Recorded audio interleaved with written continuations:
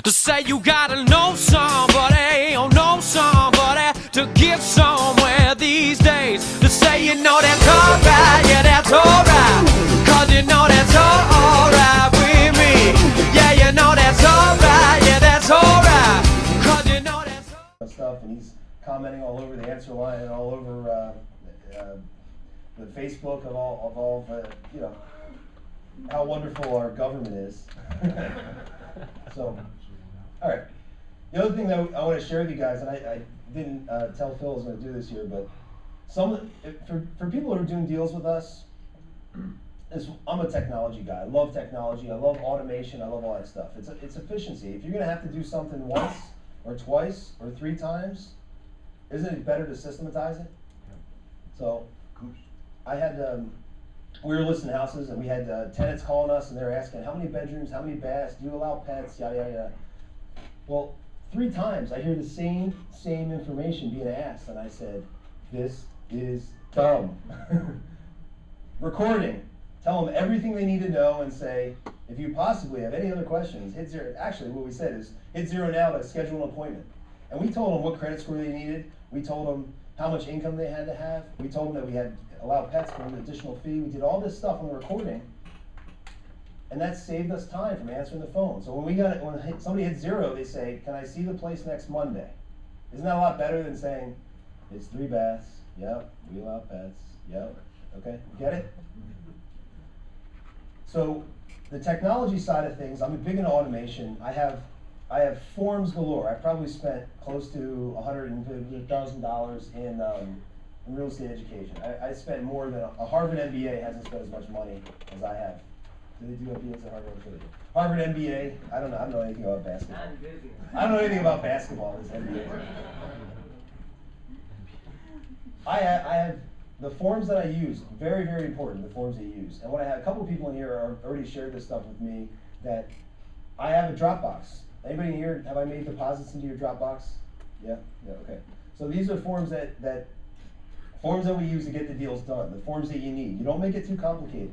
Purchase and sale agreements, what is the Pennsylvania Association of Realtors agreement, like 19 pages? Is that about right? 25. 10, 20, 23, disclosure. Get rid of that thing.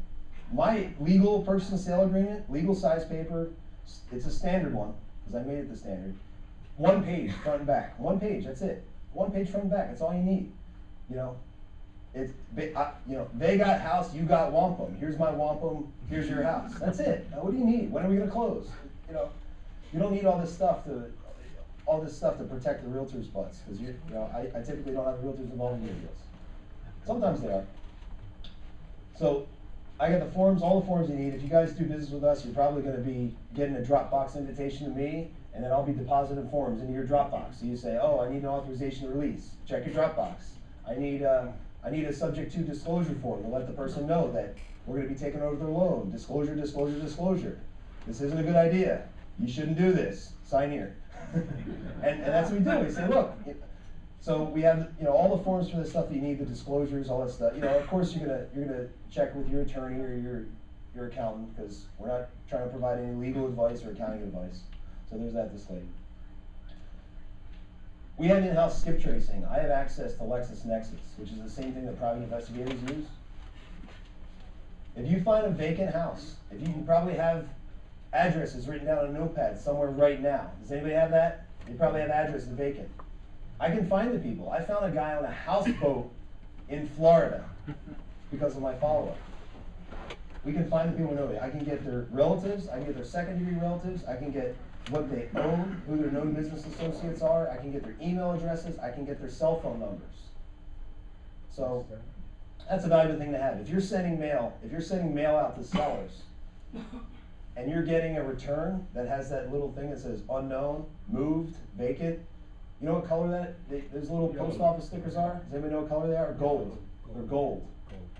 There's a reason they're gold. Those deals are gold. If your marketing's not getting to them, either is anybody else's. What's the next deal? You stick them into our skip trace funnel. We skip trace them. Now we're on the phone with them. Nobody else is talking to those people. All of the deals that I do, nobody else is talking to the people. If I walk into a house and they say, we got another investor coming to look at it, I say, you know what? Sell it to them. Why don't you call me when that one doesn't work out? Because most investors, all they know how to do is go in and make a lowball cash offer. So then the seller calls me and I go in and make a real offer, a reasonable offer. I just think I'm sorry, but I think if all you know how to make is cash offers, I just say expand your horizons. So, screening reports, we do the tenant checks. Has anybody here tried to get screening reports for tenants where you have credit checks where they won't give it to you because you're not a business, you're a mom and pop landlord, and they need to come out and inspect your office, and they need to make sure you got a locked file cabinet, 128-bit security on your computer, and yada yada. Well, people come to us because we have an office and we can do that stuff. We've already been underwritten. The skip tracing, I had to get underwritten to do that too. Now I can't sell the skip tracing services to anybody. I do them for the real deals. I can't sell to anybody because I'm not underwritten to sell them. I'm underwritten to do them for my own business. So, MLS access. Would you believe some people actually share passwords like with realtors and steal MLS access? You don't have to do that, okay? MLS access, I pay. Let me provide a little markup here. It's not that expensive, and you can be an unlicensed realtor's assistant. Write that down. If you go on to trendmls.com, if there's anybody here from another MLS, see me when we go over to the after party. But you can go to the MLS and get access to the MLS as an unlicensed realtor's assistant. You got to find a real estate agency that knows about investors. I think there was a slide on that.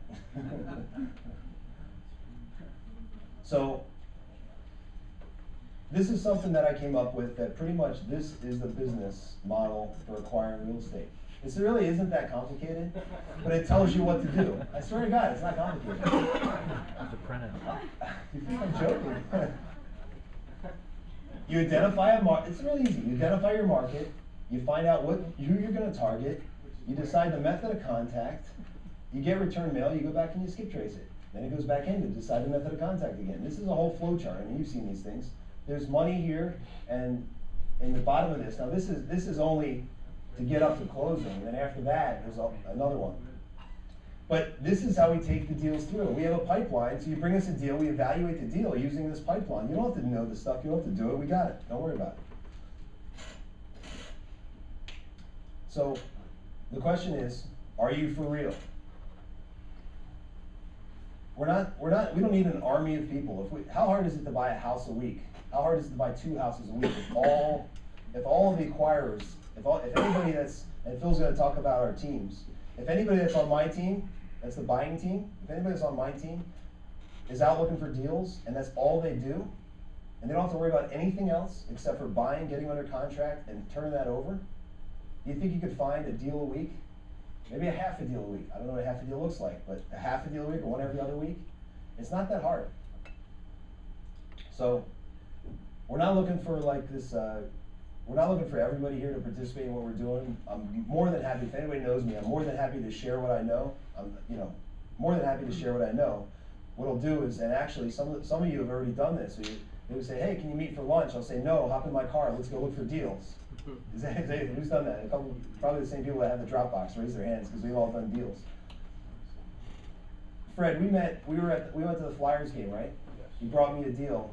What did we do like 2 days later? We went and got a deal, right? We got a deal. This lady was gonna, we told her, don't pay us to take your house, refinance it at 4.5% instead of 7.whatever%, and then we'll take your house.